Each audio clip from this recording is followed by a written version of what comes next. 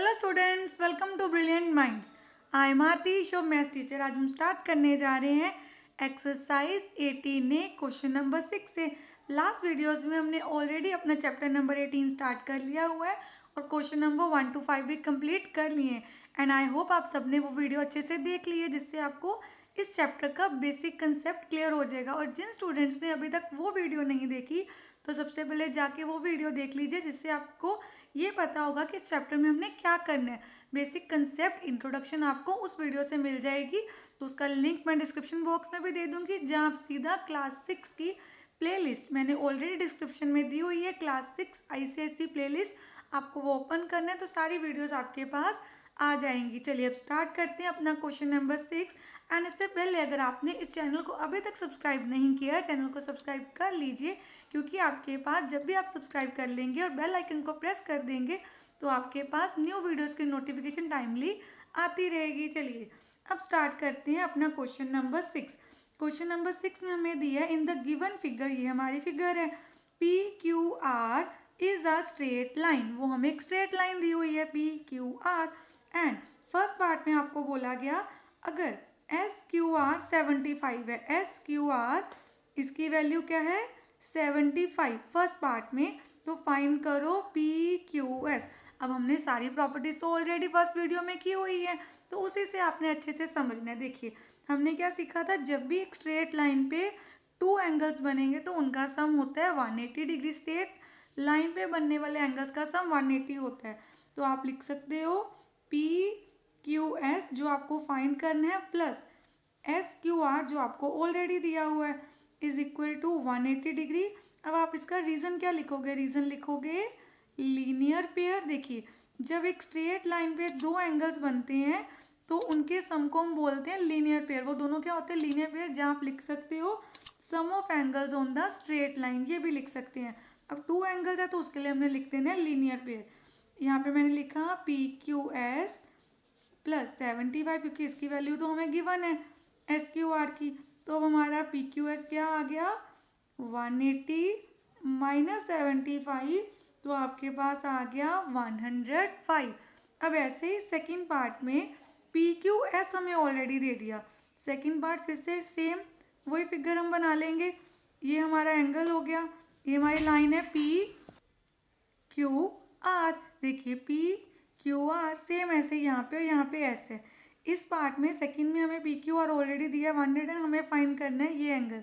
तो आप क्या करेंगे, यहाँ पे हम अगेन वो लिखते हैं PQS प्लस R, ये नेम है हमारा, हम ऐसे लिख देंगे RQS is equal to 180 degree. Again reason linear pair, क्योंकि स्ट्रेट लाइन पे टू एंगल्स जब बनते हैं तो उनका सम उनको हम लिखते हैं लीनियर पेयर।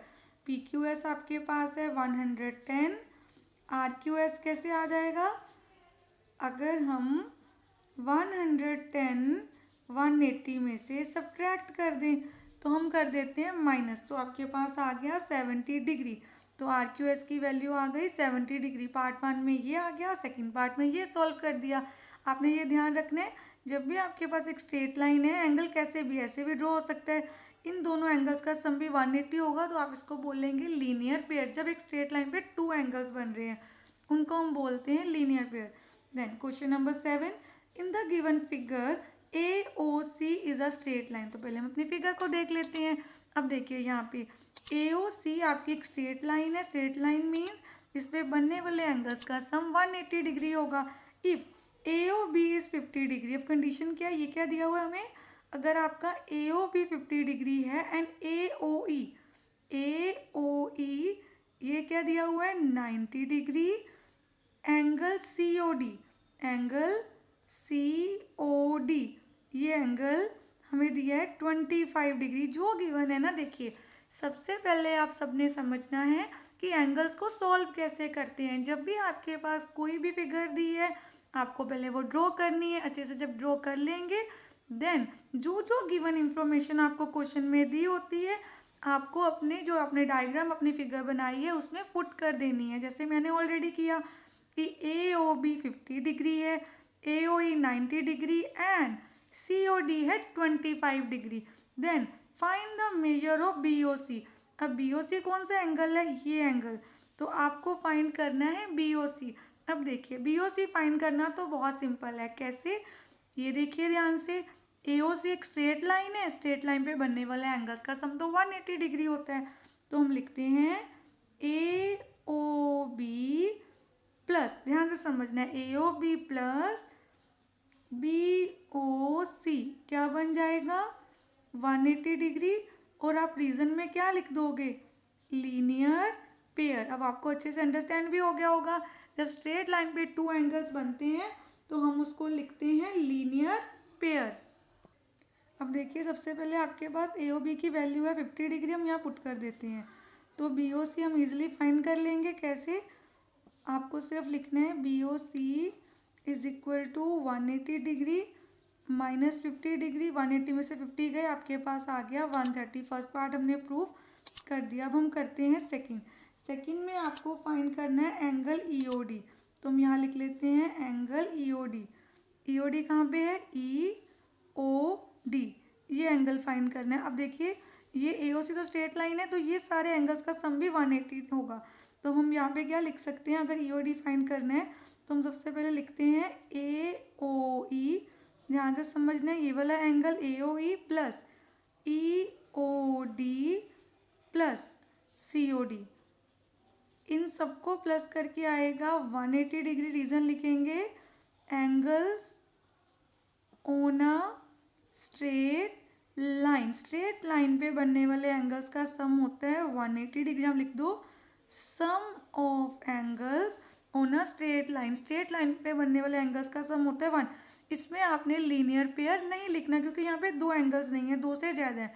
अगर टू एंगल्स हैं तो आप लीनियर पेयर लिखते हैं, अगर टू से ज़्यादा है तो आप लिखोगे sum of angles on a straight line. अब ए ओ ई की वैल्यू कितनी है 90 प्लस ई ओ डी की वैल्यू हमें नहीं गिवन, तो मैंने एज इट इज़ लिख दिया। सी ओ डी की वैल्यू है 25।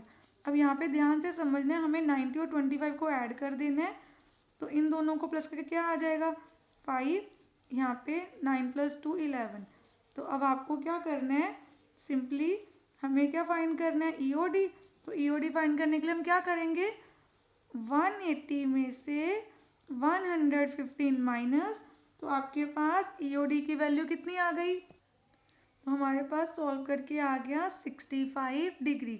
तो हमने ये वैल्यू भी फाइंड कर ली 65 डिग्री। ये एंगल हमने ऑलरेडी फाइंड कर लिया था, ये हमारे पास आया था 130 डिग्री। अब देखिए थर्ड पार्ट में हमें क्या फाइंड करना है, अब ट्यूज एंगल बी ओ डी। अब ट्यूज होता है जिसका सम 180 से कम एंड 90 से ज़्यादा होता है। तो बी ओ डी कैसे फाइंड करोगे, आप लिखोगे angle B O D is equal to, देखो बी ओ डी इन दोनों एंगल्स को मिला के बन रहा है, तो आप लिखोगे B O C plus C O D. अब बी ओ सी कितना है, बी ओ सी की वैल्यू है 130 प्लस सी ओ डी की वैल्यू है 25। अब हमें क्या करना है, इन दोनों को ऐड कर देना है 5, यहाँ पे आ गया 5 और 1, आपका आंसर आ गया angle B O D is equal to 155 degree. अब देखिए आपको फोर्थ पार्ट में फाइंड करना है रिफ्लेक्स बी ओ डी। अब ये बी ओ डी तो आपने फाइंड कर लिया ना, यहाँ पे रिफ्लेक्स क्या होता है, रिफ्लेक्स बी ओ डी का मतलब होता है किसी भी एंगल का रिफ्लेक्स एंगल निकालना, मीन्स उसको 360 में से माइनस करना। अब देखिए अगर आपको रिफ्लेक्स बी ओ डी निकालना है तो आपको 360 में से बी ओ डी को माइनस करना है। तो यहाँ पे हमें क्या करना है, 360 डिग्री में से माइनस कर देना है 155, तो हमारे पास हमारा आंसर आ गया 205। अब यहाँ पे देखिए फिफ्थ पार्ट में आपको फाइंड करना है रिफ्लेक्स सी ओ ई। तो इसके लिए 360 में से पूरा सर्कल होता है 360 डिग्री का, ये पूरा। तो अगर आपके पास कोई, जैसे यहाँ पे बी ओ डी था, तो reflex means B O D को छोड़ के बाकी सारा, तो मैंने क्या किया 360 डिग्री, क्योंकि पूरे एक पॉइंट के अराउंड सारे एंगल्स का सम होता है 360 डिग्री। तो अगर आपको reflex B O D find करना था तो 360 में से बी ओ डी को माइनस कर दिया, आ गया रिफ्लेक्स। रिफ्लेक्स एंगल वो होता है जिसका सम 180 से ज़्यादा और 360 से कम होता है। यहाँ आपको सी ओ ई का रिफ्लेक्स फाइंड करना है, पहले आपको सी ओ ई फाइंड करना होगा। हमारे पास एंगल सी ओ ई नहीं है, सी ओ ई कैसे आएगा, सी O D plus E O D. सी ओ डी कितना है 25, देन 65, दोनों को ऐड करके बन गया 90। अब आपको रिफ्लेक्स निकालना है, तो इसमें से COE की वैल्यू जो हमने यहाँ फाइंड की वो माइनस कर देते हैं, तो हमारा आंसर आ गया 270। आई होप आपको ये क्वेश्चन अच्छे से क्लियर हो गया है। अगर आपको अच्छे से क्वेश्चन समझ आते हैं तो अपने फ्रेंड के साथ ज़्यादा से ज़्यादा शेयर किया कीजिए एंड वीडियो को लाइक ज़रूर कर दिया कीजिए। चलिए अब हम करते हैं क्वेश्चन नंबर 8। क्वेश्चन नंबर 8 में देखिए आपको क्या दिया हुआ है। In the given figure if A is equal to 130 then find B। हमें एक फिगर दे दी है, उसके लिए 3 डिफरेंट कंडीशंस दी हुई हैं। सबसे पहले अगर आपका A, अब देखिए मैंने आपको अभी समझाया कि अगर एक पॉइंट है, देखो A और B मिला के क्या बना रहे हैं, कंप्लीट सर्कल। अगर आपके एक पॉइंट के अराउंड सारे एंगल्स का सम होता है 360 डिग्री, तो अब यहाँ पे मैंने क्या लिख दिया कि A plus B is equal to 360 degree sum of angles around a point. अब आपके पास A की वैल्यू तो ऑलरेडी दी है 130, तो B की वैल्यू हम कैसे फाइंड कर लेंगे। B की वैल्यू फाइंड करने के लिए आपको सिंपली क्या कर देना है, माइनस, तो ये आ गया आपका आंसर। अब आप देखिए ये हमने बहुत डिटेल में समझा था कि कोई भी नंबर, जैसे अगर नंबर के साथ वेरिएबल आ जाए, ABCD वेरिएबल होती है तो आपकी बन जाती है लीनियर इक्वेशंस। लीनियर इक्वेशंस को कैसे सॉल्व करते हैं हमने चैप्टर नंबर लीनियर इक्वेशन जो हमारा चैप्टर है उसमें बहुत डिटेल से समझा हुआ है एंड आई होप सारे स्टूडेंट ने वो वीडियो ज़रूर देखी होगी।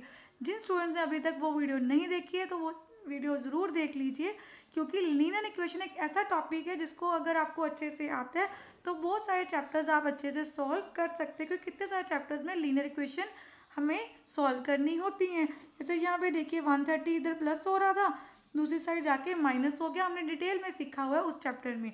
अब यहाँ पे देखिए अगेन B और C इन दोनों का सम, B और A इन दोनों का सम, तो 360 डिग्री आएगा और रीजन आपने सेम लिख देना है, सम ऑफ एंगल्स होना स्ट्रेट लाइन।